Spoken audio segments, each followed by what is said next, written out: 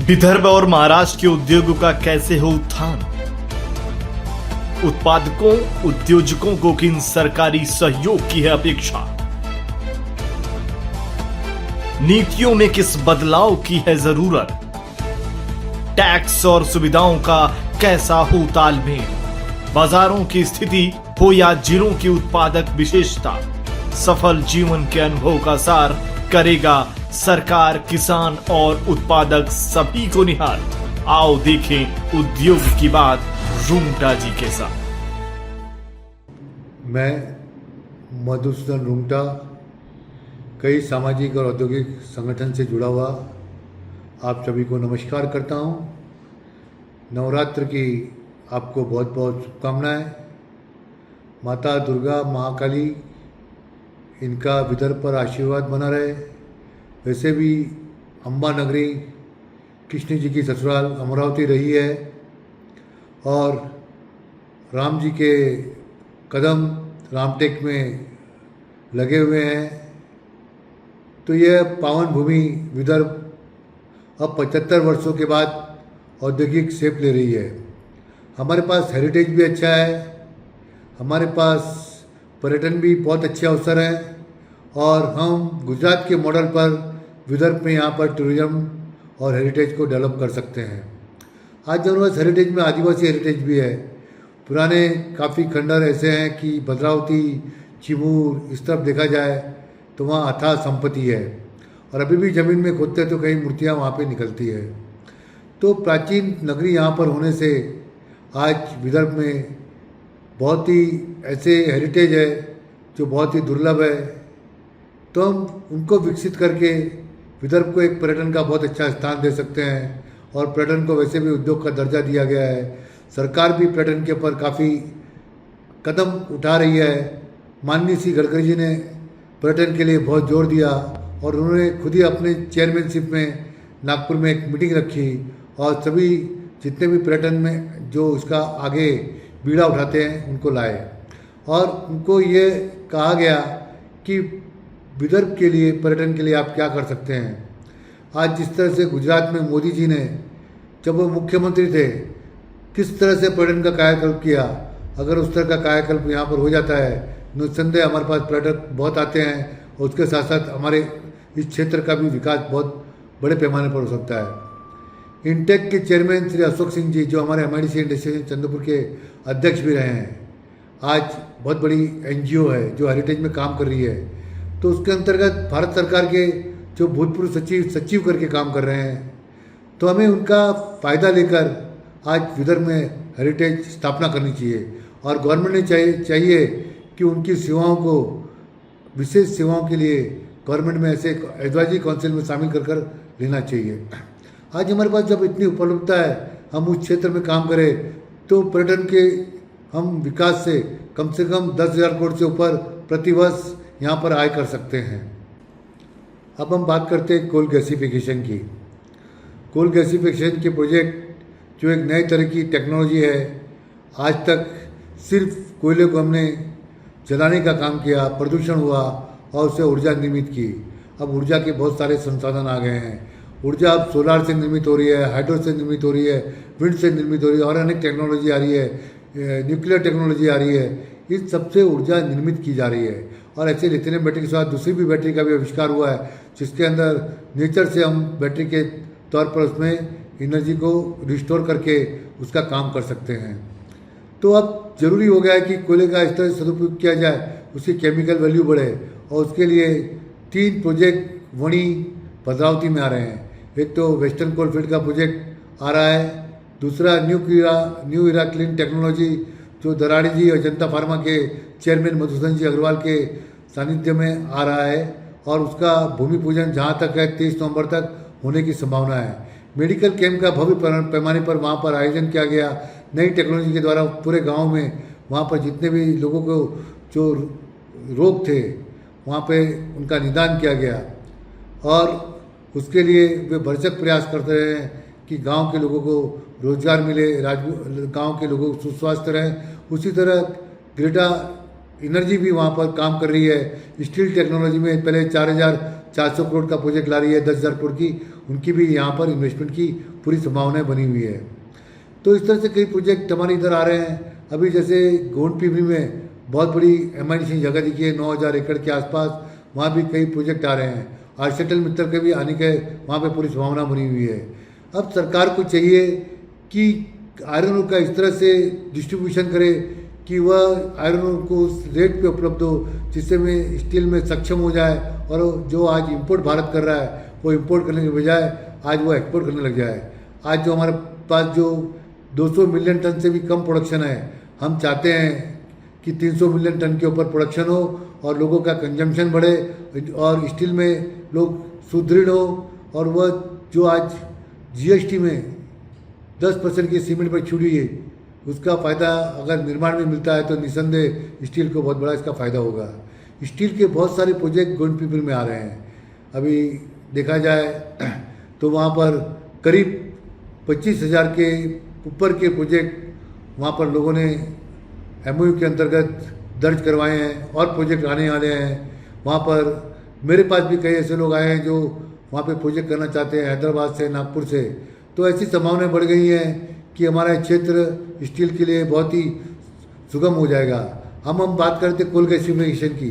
Coal gasification राज्यों में भी किया जा सकता है। वहाँ के आमदार देवरा भोंगड़े भी उसके लिए क्रियाशील हैं और वे भी चाहते हैं कि उनके पास जो माइंस है, शास्त्री आसपास कई माइंस है जिससे कोयला वहाँ के सीमेंट प्लांट को जा रहा है, अगर वहाँ भी कोल गैसिफिकेशन का प्रोजेक्ट आता है तो इस तरह से विदर्भ में कई क्षेत्र में कोल गैसिफिकेशन के प्रोजेक्ट आ सकते हैं। अडानी का सबसे बड़ा जो प्रोजेक्ट है कड़मेश्वर के पास, वो WCL के माइन के पास 70,000 करोड़ का इन्वेस्टमेंट ला रहे हैं। अब लगता है कि अडानी, अंबानी, टाटा कोल गैसिफिकेशन में अच्छे मात्रा में उतरेंगे और कम से कम यहाँ पर उम्मीद है कि 5 लाख करोड़ का इन्वेस्टमेंट कोल गैसिफिकेशन में आने वाले में समय में आएगा।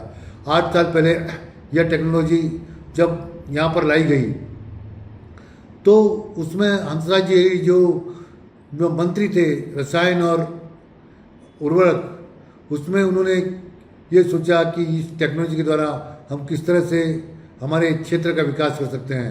आज 8 साल के बाद यह टेक्नोलॉजी यहाँ पर इम्प्लीमेंट प्लांट के द्वारा करने की हो रही है और उम्मीद है कि वो सफलतापूर्वक ये टेक्नोलॉजी यहाँ पर आ जाएगी। सांस्कृतिक मंत्री श्री आशीष सिलार जी जब रामटेक में आशीष जायसवाल जी के साथ गए तो रामटेक का वहाँ पे जो मंदिर पुराना और वहाँ का पर्यटन देखकर उन पर इतना प्रभाव पड़ा कि उन्होंने सोचा कि रामटेक पे आसपास फिल्म सिटी का निर्माण किया जाए और इसके लिए राज्य सरकार और केंद्र सरकार के फंड से वे वहाँ पे जल्दी यहाँ के कलाकारों को प्रोत्साहन देने के लिए फिल्म सिटी का निर्माण कर रहे हैं। और वहाँ पे फिल्म सिटी बनने से आसपास के यहाँ के जो भंडारा, चंद्रपुर के गोंदिया के जो जंगल है वो बहुत ही उसको आकर्षित कर सकते हैं। बहुत पर्यटन और फिल्म सिटी के लिए एक बहुत अच्छा स्थल बन सकता है और पर्यटन का वो बहुत अच्छा एक सुगम स्थल बनने से कई लोगों को हेरिटेज के हिसाब से भी आकर्षित कर सकता है। अब हम जाते हैं कृषि की ओर। हम देखते हैं कि इस बार बरसात बहुत हुई है और बहुत जगह बहुत सारी फसलों का नुकसान हुआ है। मराठवाड़ा में इस सप्ताह इतना नुकसान हुआ है कि कभी उन्होंने उम्मीद भी नहीं की थी कि 39 साल में इतनी मूसलाधार बरसात होगी, चारों तरफ पानी भर गया है।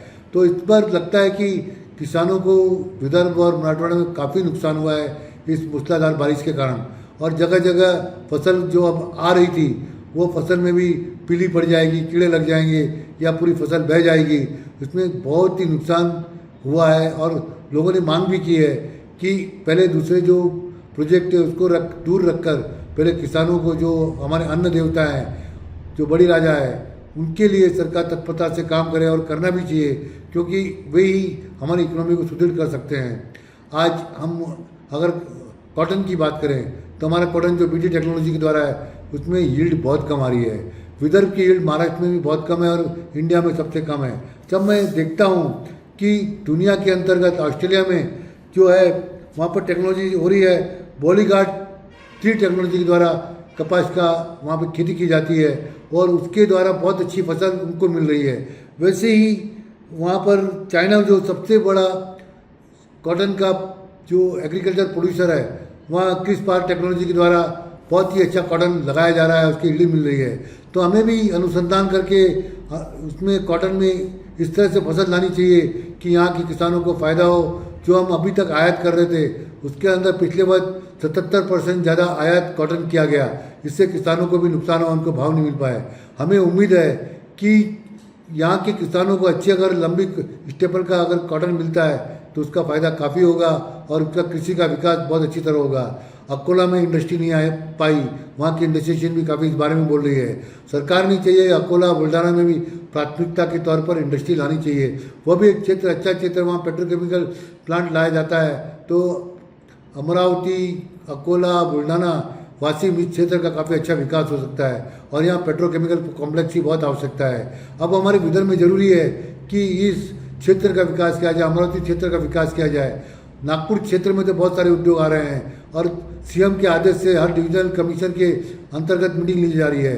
हमारे सीएम साहब से यह अनुरोध है कि जब केंद्रीय सरकार सोच रही है कि ईज ऑफ डूइंग में हम किस तरह से लघु उद्योग जिसका शेयर जीडीपी में 30% है, एक्सपोर्ट में 45% है, अगर महाराष्ट्र सरकार इतनी बिजली की ऊंची दरों पर अगर ईज ऑफ डूइंग की बात करेगी तो पॉसिबल नहीं है। मुख्यमंत्री को हमने कई बार इस बारे में अनुरोध किया है। हमारे मुख्यमंत्री बहुत ही अच्छे प्राणी हैं और बहुत ही अच्छे लीडर हैं। हम चाहते हैं कि जो आज लघु, मध्यम और सूक्ष्म श्रेणी के उद्योग इस महंगे बिजली के कारण बहुत बुरी तरह से परेशान हैं।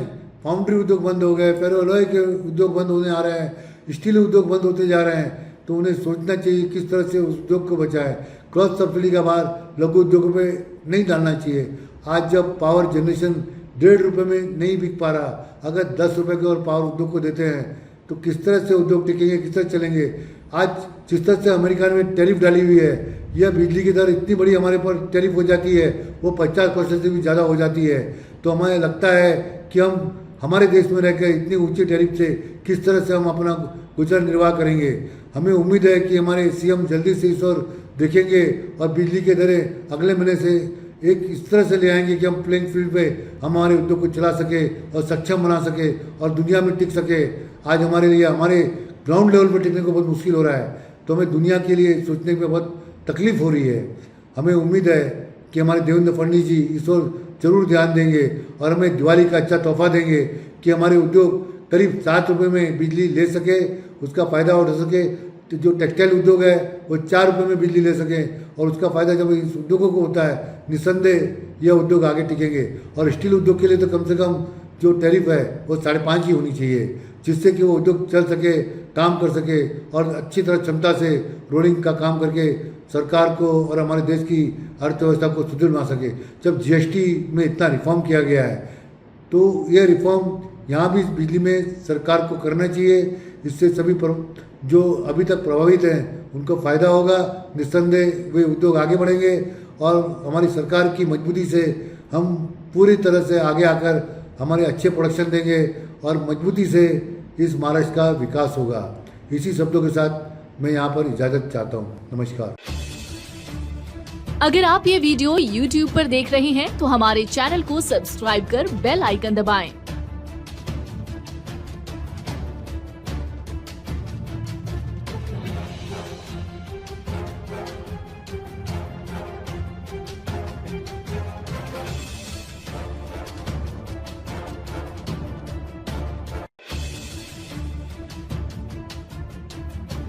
और Facebook पर देख रहे हैं तो हमारे पेज को लाइक करें।